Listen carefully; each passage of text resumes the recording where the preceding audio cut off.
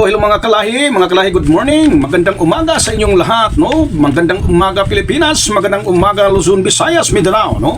Ito na naman si Kalahing Saban ay mayroon na naman tayong pag-usapan at talakayin ngayon, no? Dahil ang atin pong bansa ay talagang napakagulo, no? Kaya pag-usapan natin mga kalahi kung ano talaga ang mga dahilan, kung ano talaga ang cause of trouble, cause of yung kaguluhan mga kalahi, no?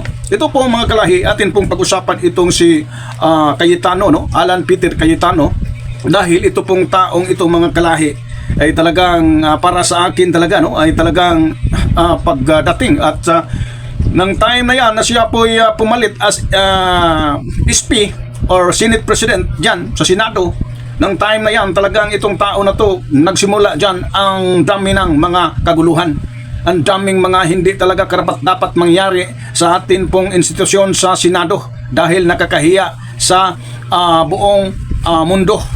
Tayo po'y nabalita sa buong mundo at dala po ito sa pamumuno sa Senado na si Peter Cayetano, no? Sa Senado talaga mapansin mo talaga parang napakaingay itong taong ito, para talagang ayaw talagang bumaba, no? Dapat sana talaga ay ito po'y matauhan na at ito po'y talagang ibigay na yun sa iba dahil pangit na ang imahe sa institusyon sa Senado ng Pilipinas, no? Itong taong ito, itong senador na to, talagang napakapangit talaga ang mga kaganapan dyan sa Senado, no? Kung natin pong tingnan talaga at unawain o intindihin ang mga pangyayari dyan, ito pong si Peter Cayetano ay gahaman talaga sa posisyon matakaw, gahaman talaga sa kapangyarihan bilang Senate President. Kasi kauupo lang yung Senate President, no? At talagang planado talaga nila na agawin ang posisyon bilang SP galing ni former SP Vicente Soto, no? Talagang gahaman talaga itong tao na to, no? Ayaw talagang bumaba, ayaw talagang ibigay kahit wala na siya ngayon dahil mayroon ng acting Senate President dahil sa ginawa niyang hindi pumapasok sa Senado. Nagboycott talaga SP Cayetano kasama ang kanyang mayoriya, no? Hindi pumasok dahil kay Jinggoy na mayroong legal at totoong warrant of arrest dahil sa pagkakasala na tinatawag na plunder.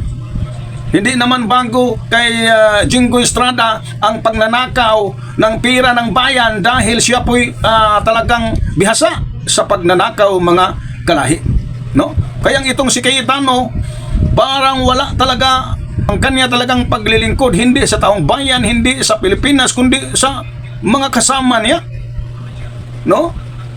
Kano lang yun ding kaguluhan dyan sa Senado na yung si Bato ay umiskapo dyan na under sa tinatawag na protective custody sa Senado dahil sa kaniyang pamuno, sa kaniyang mga kagustuhan, no? Gumagawa ng protective custody daw. At ito na naman nangyari na dinakip talaga si Jinggoy, ay hindi silang lahat na mayoriya ay sumama, hinatid si Jinggoy at hindi na sila pumasok sa Senado. Saan ba kayo nagtatrabaho? Pinasahuran kayo ng taong bayan, Mr. Cayetano. Kaya mga kalahi, talagang maunawaan natin itong klaseng senador, no? Talagang nag-violate siya po'y lumalabag sa konstitusyon. Yung hindi pagdalo, yung hindi pagpasok, no? Senador bilang isang senador, tapos SP ka pa naman, hindi ka pumasok sa Senado dahil lang sa mga pangyayaring pagdakip, no? Dapat sana i-SP ka talaga. Kung ikaw po'y neutral, hayaan mo talaga ang authority kung mayroon talagang mga batayan na talagang huhulihin si Jinggoy dahil sa pagkakasala ng tinatawag plunder case, no? Dapat kung SP ka talaga na hindi senador para sa isang politiko, kung Senate President ka para sa taong bayan, para sa Pilipinas, para sa institusyon, hayaan mong dakpin. Dapat sana magpatuloy kang magtatrabaho, no? At wala kang kamumuhian dyan dahil magkasama kayong 23 senators. Ibang yung pamalakad, ibang yung mga patakaran dyan, Mr. Cayetano. Kaya ito talagang nangyari na ayaw bumaba mga kalahi kong Pilipino, tandaan natin, no? Noong siya pa ang House Speaker sa Kamara, no, sa House of Representatives, siya pa ang House Speaker panahon sa nakalipas na administrasyon o gobyerno ni Duterte, no? Siya po yung House Speaker at mayroon pong kasunduan na sila po si Alan Peter Cayetano at Lord Alan Velasco ay mayroong term sharing sa pagka-House Speaker. Tapos nang panahon na ito pong si Cayetano, matapos na yung term na niya, kasi hati sila ni Alan Velasco, ay ayang bumaba. Ang ginawa nga niya ay pinadlock daw ang Kongreso or Kamara or ang House, tapos pinatayan pa daw ng lahat ng ano bang pinapatay, ilaw o yung mga aircon. Ganun din ang ginawa nga niya dito sa Senado nang pumasok itong 11, solid 11 sa minority, dahil magpatuloy magtrabaho talaga ang minority na pinagpamunuan ni Vicente Soto. Tapos talagang pinatayan ng aircon, pinatayan ng wifi, no? Talagang hindi yun maganda. Ganun din ang nangyari noon. Speaker pa siya. Kung hindi na namamagitan talaga ang dating Presidente Duterte, para na rin napuno at saka para na rin nainis na yata si Duterte noon, kaya namamagitan si Duterte, kaya bumaba sa pwesto itong si Alan Peter Cayetano at bumalit itong si Alan Velasco. Yun ang mga pangyayari noon. Talagang ugali talaga itong taong ito, no? Bagkus siya po'y palaging nagkukot ng Bible verses, ay hindi naman sang-ayon ang banal na talata sa Biblia sa buhay itong taong ito, no? Nakakahiya yun, no? Panoorin ninyo mga kalahi itong video na ipapanood ko sa inyo. Ang lala ng nangyari ngayon sa Senado. Not only did the 11-person majority fail to show up during the plenary session, but supposedly pinatayan din ng aircon at ng wifi ang minority senators na present sa plenaryo. But what I find interesting is that this is not the first time na ganito ang sinapit ng mga katunggali sa politika ni Cayetano. And when I say ganito, I mean something as petty as patayan ng basic utilities. In 2021, Cayetano was a House Speaker who was at the end of a term-sharing deal with Congressman Lord Alan Velasco of Marinduque. Pero ayaw bumaba sa pwesto ni Cayetano. Hindi nagpatinag si Velasco. He rallied his troops. And they had the numbers. What Cayetano did at the time was reminiscent of what's happening today in the Senate. Our former Rappler reporter Mara Cepeda wrote in her amazing feature piece at the time, but the plenary hall at the Batasan was padlocked, the electricity cut off, and the Wi-Fi connection made inaccessible for a live stream. Anyway, hindi pa rin napigilan ni Cayetano ang kudeta because Velasco and his allies went to an exclusive sports club in another side of Quezon City at doon nagsagawa ng sesyon. Cayetano was subsequently ousted. So wala lang, it's interesting how history repeats itself. Mga kalahi, talagang totoo yung mga pangyayari na yan, no? Marami ma-search natin yan sa YouTube, ma-search yatin yan sa FB account ninyo, na yun talaga ang ginawa ni former House Speaker Alan Peter Cayetano. Kumbaga, ang sarili talaga niya, ito po, may payo po ako talaga. Baka na may sa liit itong channel na ito ni Kalahing Saban, at ito po'y makarating at marinig po ito ng isang senador ngayon na dati House Speaker noon nga si Cayetano. Pagkatandaan mo ito, Mr. Cayetano, dahil madalas kang mag-quote ng Bible verses. Ibig sabihin pala, may background ka pala sa pakikinig sa salita ng Diyos sa Biblia. Iwan ko kung sino yung pastor mo. Iwan ko kung ikaw ba'y masunurin ka ba sa pastor mo. At ito po ang katanungan ko sa pastor ni Cayetano, ito bang taong ito ay masunurin ba? No?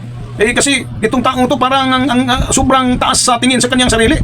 No? Ito po ang Bible verses para sa iyo, Mr. Alan Peter Cayetano. Ang sabi po dito sa Mateo, mismo ang Panginoong Hesus, sa Mateo Kapitulo 23, versikulo 12, Matthew 23, verse 12, ang nagmamataas ay ibababa, at ang nagpapakumbaba ay itataas. Yun ang prinsipyo ng ating Panginoong Hesus. Kung ikaw po ang tingin mo sa sarili mo ay mapagmataas ka, ibababa ka talaga ng Diyos. Dapat sana ugaliin mo yung pagpakumbaba para mismo ang Diyos ay tataas sa iyo. Mismo ang sarili mo ay nagmamataas sa iyong sarili, no? Para kang may-ari sa Senado, para kang may-ari sa Pilipinas, ikaw na ang masunod. No? Kauupo mo lang bilang isang SP. Tapos para na piling hari ka na. Oh. Dito pa mayroon pang bersikulo, Mr. Cayetano, Alan Peter Cayetano. Pakinggan mo ito dito po sa sa Marcos Kapitulo 10, 43 hanggang 44. Nandiyan mayroong sinabi ang Panginoong dito nga nagsabi sa Biblia, at ang sinumang nais maging pinuno ay dapat maging alipin sa lahat. Ito po ang kaugalian, ugali, karakter na nais ng Panginoong Hesus. Ha? Ikaw pa na may nagkukot ng Bible verses, ikaw pa na may nananalangin sa Panginoon, ikaw pa na may sumampalataya sa Biblia, sumampalataya ka sa Diyos o sa Panginoong Hesus. Ito po ang karakter at ugali na nais ng ating Panginoong Hesus. Ang sino mang nais maging pinuno ay dapat maging alipin ka sa lahat. Yung ginagawa mo, Mr. Cayetano, kung ikaw po yung sumampalataya sa Panginoong Hesus, dapat sana ito po ang ugali na mayroon ka. No? Kung nais kang maging pinuno, maging hari, maging leader, dapat maging alipin ka sa lahat. Dapat alipin yung pagtuturing sa sarili mo. No? Huwag kang magiging para kang napakapinuno mo na. Ha? Yun, Mr. Cayetano, yun, kailangan mo yung matutunan ang klaseng ugaling ito, dahil ito po'y aral ng Panginoong Hesus na kailangan mong gawin kung ikaw po'y sumampalataya. Liban na lang kung hindi ka Bible believers, maliban na lang kung hindi ka Jesus Christ followers. Kung hindi, yung pagkukot mo ng verses, ibig sabihin na nung sumampalataya ka sa Panginoong Hesus, samantalang ang Panginoong Hesus ay may payo sa mga believers, sa mga sumusunod ng Panginoong Hesus. Ito po ang klaseng ugali na mayroon po tayong mga sumampalataya kay Hesus. Pag gusto mong maging pinuno, dapat maging alipin ka sa lahat. Dapat yung sarili mo ituring mong alipin, no? Gusto mo magiging pinuno ka. Oh, hindi ka naman yun alipin dahil ang tapang mo, ang tigas mo, no? Napakatapang mo, napakatigas, no? Yun ang nakikita ng kataong bayan sa iyong sarili, Mr. Cayetano. Ha? Napakatapang mo, napakatigas mo. Ayaw mong bumaba. Ha? Ikaw ang masusunod, no? Dapat alipin ka sana, sumunod ka sana, no? Kung ito po'y mabuti na pumasok ka, iayos mo yung Senado, mga kasamahan mo diyan, gawin mo. Ha? Alipin ka sa lahat. Hindi yung pinuno ka na para ka namang, no? Parang hindi ka alipin, wala kang pagpakumbaba. Tandaan mo, ang magmamataas sa sarili, talagang ibababa ka ng Diyos. Yung pagmamataas yun sa sarili, na parang walang makahadlang sa iyo, ikaw ang masunod, ikaw ang matapang, ikaw ang magaling, ikaw ang kailangan na igalang, ikaw ang kailangan irespeto, at ikaw naman wala ka namang respeto, hindi ka rumispeto sa iba, no? Di ba? Ganyan lang. No? Gusto mong ganyan eh. So kailangan na malaman mo ang iyong sarili kung ano ka na ngayon, no? Sumampalataya ka ng Panginoong Hesus, sundin mo yung kabutihang asal, no? Huwag yung para kang isang politiko ka loyal, hindi sa taong bayan, hindi sa Pilipinas, no? At mayroon kayong naratibo diyan na gustong iparating diyan para magbigay na namang propaganda, no? Lalo na naghiring-hiring kayo diyan, Blue Ribbon, pati kasama si Marcolita, ha? Gaano ba karami ang maniniwala sa inyo, Mr. Cayetano, Mr. Marcolita, kayong dalawa? Ha? Hindi ba ninyo na naalala? Hindi nalilimutan ba ninyo yung mga pangako ninyo sa taong bayan? Ikaw Mr. Cayetano, may pangako kang 10K pag manalo ka, magbigay bawat botante yata. Tapos ikaw naman Marcolita, pag manalo ka, wala nang babayaran pang kuryente, no? Yun, 2K yung pangako mo, Mr. Marcolita. Tapos paniwalaan kayo sa mga tanim witness niyo diyan. Nangyari na yan ni Gutisa eh. Tingnan ninyo si Gutisa, yung Mr. Marcolita. Yung tanim witness ni Defensor. Di ba gabulyaso na pumalpak ang mga testimonya, yung affidavit of statement, yung affidavit ni Gutisa na hindi niya alam, mas kabisado mo. At saka kitang-kita si Gutisa na talagang hindi niya alam yung mga pinagsasabi niya. Ikaw nga ang nagturo. Anong ibig sabihin yun? Hindi naman tanga ang mga tao, Mr. Marcolita.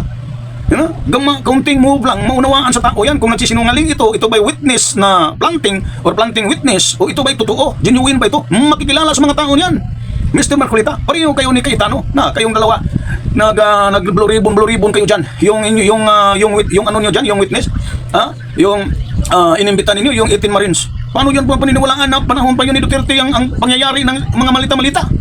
Tapos gusto ninyo na idiin si Martin Romualdez para naman ay komunikta doon sa Presidente Bongbong Marcos.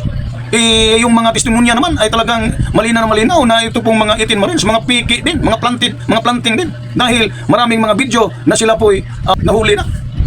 Kaya, ikaw Mr. Cayetano, bumaba ka na dyan. Hayaan mo na si Win Gatchalian na mamuno as new Senate President. No?